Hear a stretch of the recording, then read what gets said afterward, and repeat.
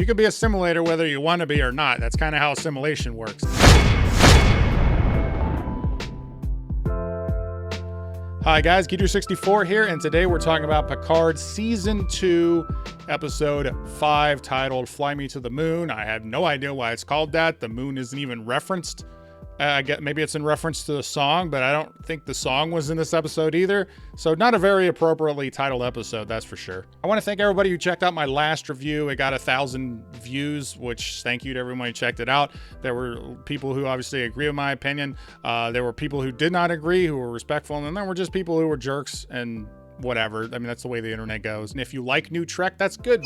I'm glad that you're enjoying it. I'm actually kind of curious as to what it is you like about it. I'm not going to talk you out of enjoying it. If you guys are enjoying it and you're letting my opinion, my video, dissuade you from enjoying it, that sounds like that has something to do with you and not anything to do with me, because I watch reviews of people who actually like new Trek and actually like this past episode, even though I really hated it, and their opinion is just as valid as anybody else's, okay? And if you are a Trek fan, you should realize that everybody's opinion matters. That's kind of a quintessential thing in Trek, is that you get multiple sides of arguments, and you understand where people are coming from. It doesn't mean you don't take a position. Obviously, people have opinions and take positions and points of view, but that you shouldn't disregard somebody else's opinion as being invalid. I don't think, at least that's my perspective on it. So if you like new Trek, that's cool. If you hate new Trek like I do, that's cool. Either way, your opinion is just as valid as anybody else's. I was honestly going to stop reviewing Picard because I didn't start the reviews just to bash it. The only reason why I started reviewing this was because, again, I'm a huge Star Trek fan. The first episode was actually not that bad. I kind of liked it. I was like, hey, there's improvements here. We could be moving in a good direction this season. That's why I started doing reviews for Picard. I didn't start doing reviews just to trash it every week, but the last episode was terrible. I stand by everything I said in that review. That last episode was terrible. It was one of the worst episodes of new Trek I've ever seen, and it was just a bad episode of television, in my opinion. And if this episode 5, was as bad as episode 4, my plan was to not review it and to be done talking about Picard. But this episode is better than the last episode. It doesn't mean it's really good, but it's not as bad as the last episode. But we're going to go ahead and talk about the plot points in this episode. I'll give my thoughts, and then there's a very important thing I want to talk about at the end when I kind of recap and as far as what I think the main problem with Picard is. So stay tuned for that. Let's go ahead and jump into the episode. So we open up the episode and we got Renee Picard, and she is crashing the shuttle, and then we realize, oh, this is a test flight, and she crashed. And then we cut to the not Laris Watcher. So the Watcher is not Laris. And I guess it's just the same actress they wanted to bring back. I mean, she's a good actress. I see why you'd want to utilize her again.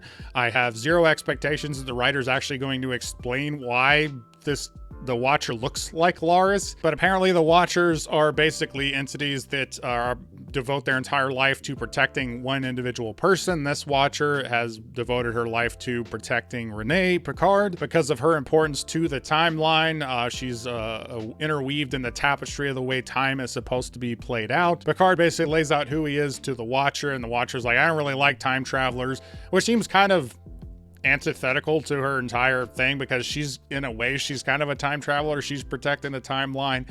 There are time travelers who protect the timeline. There's also time travelers who I'm sure they're detriment to the timeline, which is probably what she's talking about, and the fact that she doesn't like them. But I do think it's kind of hypocritical when her entire mission is to protect the timeline and protect this one person because of her importance to the timeline, but she doesn't like time travelers.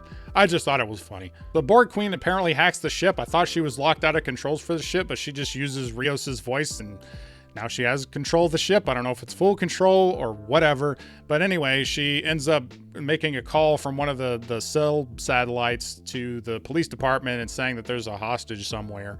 And so the police department sends out a cop to Picard Chateau. Then we get Seven and Rafi, and they're on a hill, and this is kind of where we left off in the last episode, where they were beamed away and they're trying to free Rios, who's on a bus being deported, even though they didn't use the word deported. And other people are saying they didn't use the word deported because they're being sent to a sanctuary.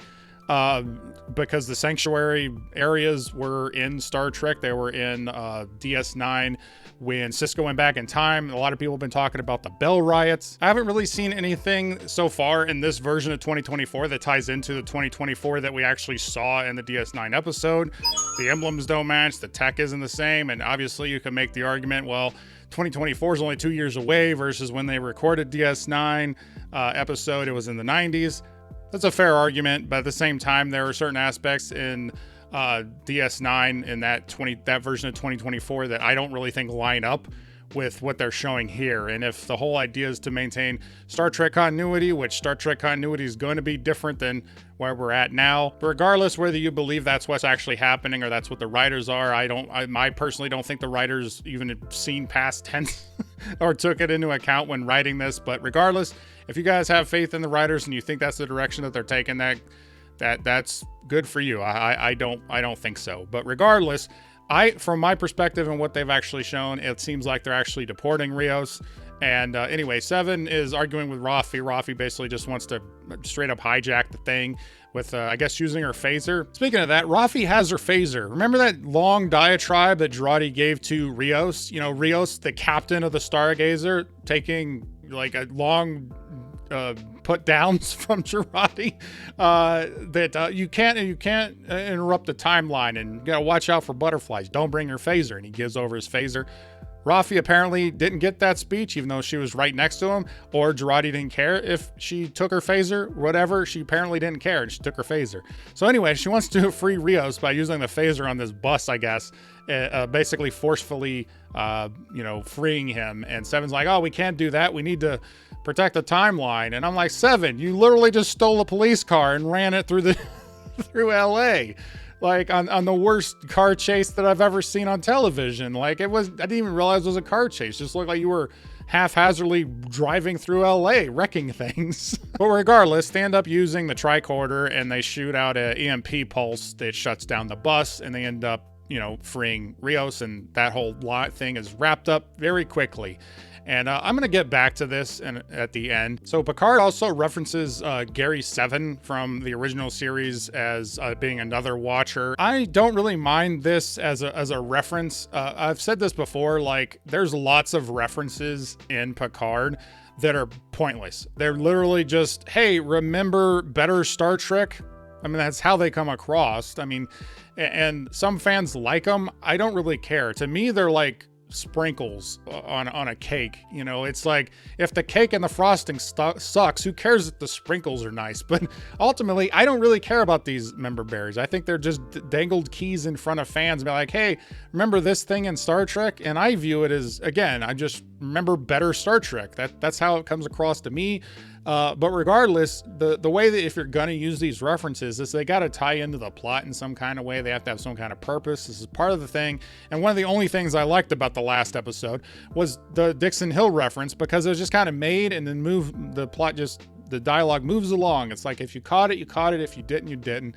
And it has to do with Picard acting like a detective. So that's the way you should do these references. They should have something to do with it. You could kind of argue that this reference is important because it makes Picard understand what the Watcher is, because he has some context because of the Gary 7 stuff. So I didn't mind this. Then we get this rundown of Renee Picard, because the Watcher devoted her entire life to protecting her. So she knows everything about Renee. So basically Renee is the best at everything always, and self-taught, and did everything herself. Like that's basically the rundown that you get, is that she's the best at everything and always has been. Her only drawback is that she has depression and anxiety, and the way that they utilize it, I don't really like it, because I'm very familiar with depression and anxiety. And the way that they set her up is that she's perfect at everything except for this one thing, and that's her one crutch. I don't really like that. I feel like that's very lazy from a character perspective. And also it doesn't make any sense, because if you were an astronaut on $1 billion mission and you were diagnosed with depression or anxiety, much less both of them, you are going to get removed from the program. You are. as someone who understands how these programs work, you're going to get removed from your program. So, especially if you're on medication, which they don't actually say one way or the other, but she's obviously seeing a psychologist. So yeah, I don't even really think you really have to know too much about it to know that you would probably be scrubbed from this mission immediately upon being diagnosed with either depression or anxiety. But regardless, the psychologist is Q, and you're like, yes, finally, Q's back in this episode. Thank you. I forgot Q was in this season because the writers haven't shown him at all. That's the only reason why I'm watching this season. That's one of the reasons that got me into watching this, was I was like, Q's back, John DeLance is back. Then we get Brent Spiner back, and he's playing another Soong. Another one. Adam Soong this time.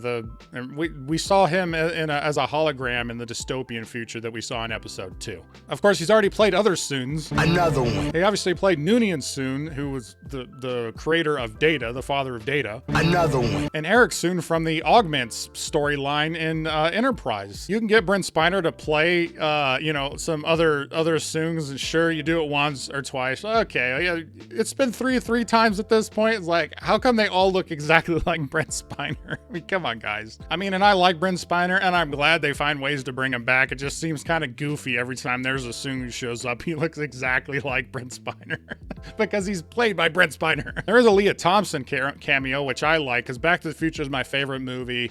And obviously, you know her as Lorraine Baines McFly, and she actually directed a couple episodes of this season. So it was nice she actually got some screen time, even though it's, pretty over and done with very quickly. She's on the panel. So basically what's happening is Adam Soong's being on some kind of tribunal or something, where they're basically kicking him out of this program that he's been working on. He apparently experimented on soldiers, and I'm assuming this is in reference to things that happened in Eugenics War. The Eugenics War should have already happened at this point, according to Star Trek continuity. It started in the 90s and happened through the turn of the century and continued or whatever. But this is like a passing reference to the Eugenics War, I guess, because he did some experiments on soldiers that weren't sanctioned, I suppose. I guess that's their reference to Eugenics War stuff. There's definitely should have been a whole lot more going on as far as in the continuity, but regardless, he basically gets kicked out of this program, even though the only reason why he's doing this stuff is to protect his daughter. So then we get introduced to his daughter, who has, some disease or something where she can't go out in the sun. She can't experience life, essentially. She's basically a bubble boy. And she's played by Daj from the first season, the android woman. You bring back the character, or the woman who played Laris, to play a different character. Brent Spiner's back to play a different character. And now the actress who played Daj is back to play a different character, the daughter of Soong. And it's like, what? It's so goofy. Like, could you not afford another actress? Could it not just be another person? Why do these same people just keep ending up showing up? So anyway, after Adam Soong's thrown out of his job, Q sends him a message through the computer and 3D prints him a card with the Q on it. So that way we know as the audience that this is Q talking to him. So then the cop shows up from the distress call that the Borg Queen made, and the cop ends up going up into the ship. And I'm not really sure if that's because of the Borg Queen that lured it. The ship is still cloaked, but the ramp's down. Did Girardi just leave the ramp down? Because she's in Chateau Picard. So did she just leave the ramp down on the cloaked ship, or did the Borg Queen lower the ramp after taking control of the ship to lure him in there? It could be either one. One makes sense and one definitely doesn't. Either way, I don't know why the ship's cloaked if the ramp's down. It kind of defeats the purpose of the cloak now, doesn't it? Anyway, the Borg Queen basically grabs the cop after the cop is lured into the ship. So Soong shows up at this restaurant and has a conversation with Q. And honestly, this is probably some of the best dialogue I've seen. It could just be because it was delivered by Brent Spiner and John DeLance, who are great actors. But I actually bought their conversation. I was just like, oh, this feels like a natural conversation instead of forced lame dialogue with exposition that explains a bunch of stuff we don't care about. But basically Q gives him a sermon, like, hey, give this to your daughter. This will cure her. And and I'm going to need your help later. And that's the end of that. So when Watcher and Picard are talking, and they have to protect Renee for 15 hours, and because in 15 hours she's going to go into quarantine, which will be prior to her launch. So they just need to protect her until she goes into quarantine for launch. But then we cut back to the Borg Queen, and she's holding the cop hostage. I'm not really sure why she didn't assimilate him, but whatever. She's holding the cop hostage and talking to Girardi and saying, hey, you know, you're going to be alone. We need to be together, I guess, to try and talk her into be assimilated instead. But if she has these tentacles that can reach all the way out to capture this cop, I don't know why she wouldn't just do the same thing to Girardi to force assimilate her. That's kind of what assimilation is. You could be assimilator whether you want to be or not. That's kind of how assimilation works. Then we're left off on a little cliffhanger as it cuts to what would be a commercial break. So Sung uses the serum on her daughter, and it cures her. She's good to go. She's swimming, all this stuff, but then it immediately is reversed. Then we cut back to the Borg Queen, and the Borg Queen is dead. Girardi shot the Borg Queen with a shotgun in order to save the cop's life. Picard and the Watcher show up at the ship, and the Watcher's like, are you sure you can trust your crew? And I wrote down what he said because I thought it was funny and insulting. Because what he said was, yeah, of course we can trust the crew. We've been together through thick and thin. No, you haven't. No better bunch in the galaxy. That's what he says. And it's all to set up a joke because you see the crew dragging a cop across the ship. And the reason why I thought it was funny because of, you know, even though it's a pretty obvious joke, I also found it insulting. It's like, how are you going to disrespect the TNG crew like that? That's your real crew. Like, we don't buy your connection to these people, Picard. We don't even buy the connection with the crew themselves. They constantly put each other down and insult each other. We haven't seen any growth between them and the crew. I guess all of it happened between season 1 and season 2, but we didn't see that. The audience didn't see that. So if we don't see it, we don't believe it. And so the idea that you really trust this crew with your life, Picard, is just hard to believe, especially considering Girardi killed Maddox in cold blood in the first season. I'm not going to forget that. I'm probably going to mention that every single review that I do because, you know, we can't just forget that. No matter how much the writers want to hand wave that away, I won't forget that. Then we cut back to Q and Adam Sung, and Adam's like, hey, I'm at your disposal. You know, if you have the real serum that's going to permanently cure my daughter, I'm at your mercy. You tell me what you need. I'm going to do it. And Q has a line that is actually pretty good. I wrote it down. He said, we are all hostages to what we love. Only way to truly be free is to love nothing. And how meaningless would that be? Now, probably delivered by any other character. This would be kind of lame, you know, but because John DeLance as Q is delivering this line, it works. And honestly, that's probably the big reason why I like this episode in comparison to episode 3 or 4 is because you got more Q and all the stuff with Q. Every scene that John DeLance is in makes the scene pretty good. So that's pretty much the main thing I liked about this episode. And Picard references that the records of the past up until First Contact at this period are incomplete. And I don't buy that. I definitely don't buy that. That's obviously not the case. There's plenty of records on the eugenics wars that they've referenced back. They've never referenced in Star Trek about incomplete records from this time period.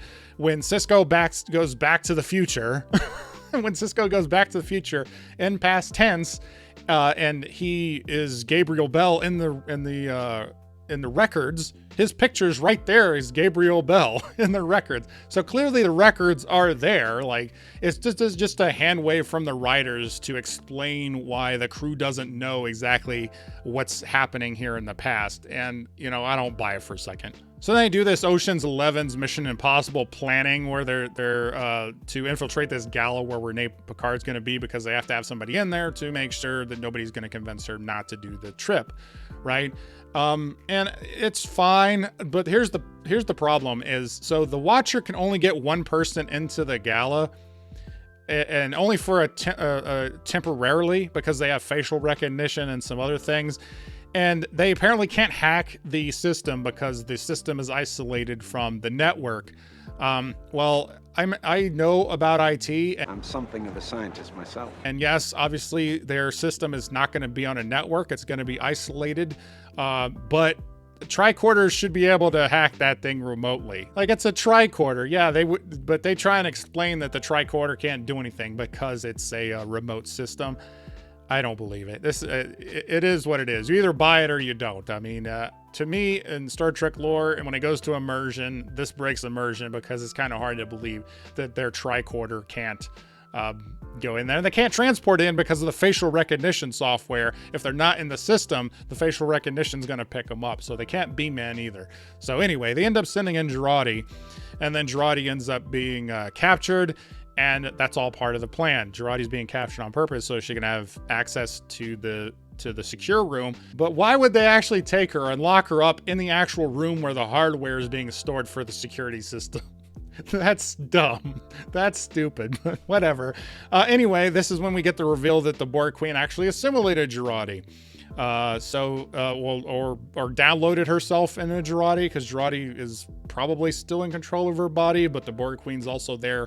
It's like a voice in her head or some reason. Again, there's no real explanation why the Borg Queen didn't just assimilate.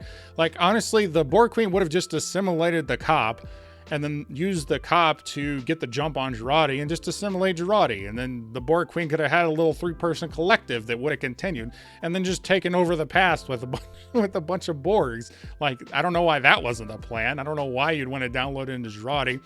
It seems like they're really setting up the thing that somebody else commented on my last video about this. They're setting up the whole Jurati being the Borg Queen in the future, the Ivan Ooze Borg Queen that we saw in episode 1.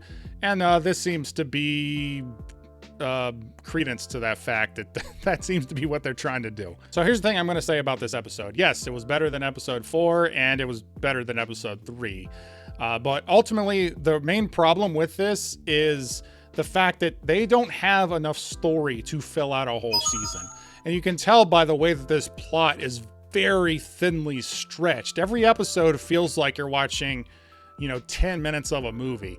Like, nothing really happens, and it's just they insert things to just fill out stuff. Like the whole Rios side plot, that whole thing was wrapped up and didn't have really any impact on anything. Seven and Rafi in episode 3 and 4 and here didn't do anything. What'd they do? They climbed a building. That didn't amount to anything because Picard found the Watcher in Rafi and Seven didn't. So that whole part didn't mean anything. And then Seven and Rafi are trying to find Rios, so they spent a whole episode trying to do that. And with the Rio storyline, him being arrested, I thought they were setting up something with his doctor that he met. And there may be she might show up again, but again, it just depends on if you have faith in the writing or not. Ultimately, the story does not have enough meat to it to fill out the amount of episodes that they're trying to fill out, right? I'm not a fan of the overarching story in Star Trek. I think it should be episodic. But if you're going to actually do that, you really need more meat on the bone than what they're actually giving you here. It really feels like they're just inserting little things in order to fill out the runtime. Ultimately, these episodes feel very unfulfilling. I mean, besides the last episode, which I just straight up hated, these episodes feel very unfulfilling. It just feels like there's not really a whole lot that happened. This story could literally be told probably in 3 episodes. Like if this was like a Star Trek Enterprise era, like the final season where they did a couple episodes, like this whole story could probably be solved in like 3 to 4 episodes, but they literally stretch out 3 to 4 episodes to be 8 episodes. And that's what it feels like. It feels very stretched out and it just doesn't work. It doesn't work. And that's assuming you even like the story that they're telling. This is something I've mentioned in my video essay on New Trek versus DS9 Darker Storytelling. Episodic format is important for Star Trek. And if you're going to deviate from that, then you got to make sure you're delivering something interesting and good because it's spanning an entire season. Like in Star Trek, there are some episodes of Star Trek that are not really all that good. There's plenty of episodes that people make fun of, like the Star Trek Voyager episode where Janeway and Tom Paris evolve or devolve into salamanders. This is not a good episode, okay? But imagine if they took that episode and made a whole season out of it. Right? That's what this feels like. Because if you have a bad story or a story that people aren't connecting to or like, well, you could just wait the next week for another episode. But you can't do that because it's an overarching story. And because it's an overarching story, if you don't like it, it's a whole season that you don't like. But what do you guys think? Are you guys enjoying this season? Do you guys like New Trek? Or are you like me where you just don't like New Trek at all? Were you giving this season of Picard a chance and you gave up again? Or are you still sticking with it? Definitely comment and let me know what you like or what you dislike. And definitely hit the like button if you want me to continue doing these reviews. I'm still torn on whether I want to finish this or not. I am a kind of a completionist, so I kind of want to finish it just based on that fact. But if I get another episode as bad as episode 4, I'm just done. I'm not going to subject myself to something that I straight up don't like. At least there were some bright spots and some things that I actually liked in this episode. Otherwise, I just wouldn't have happened. But I really just want to thank my subscribers, because you guys are awesome, and welcome all new subscribers who came from my other Trek stuff. And just to let you guys know, I have some very positive, good Star Trek videos coming that are looking back at some good moments in Star Trek, some pretty interesting things that I think you guys will enjoy. Positive content on Star Trek, looking at the good stuff that most Trek fans agree. That's the good stuff. That's what we'll be looking at later. So again, thank you subscribers. Thank you to everyone who checked out this video. And if you like this video, please like, comment, share, subscribe, do all the YouTube stuff, or don't. I'm not a beggar. I'm Geek64, and I'll always tell you the truth.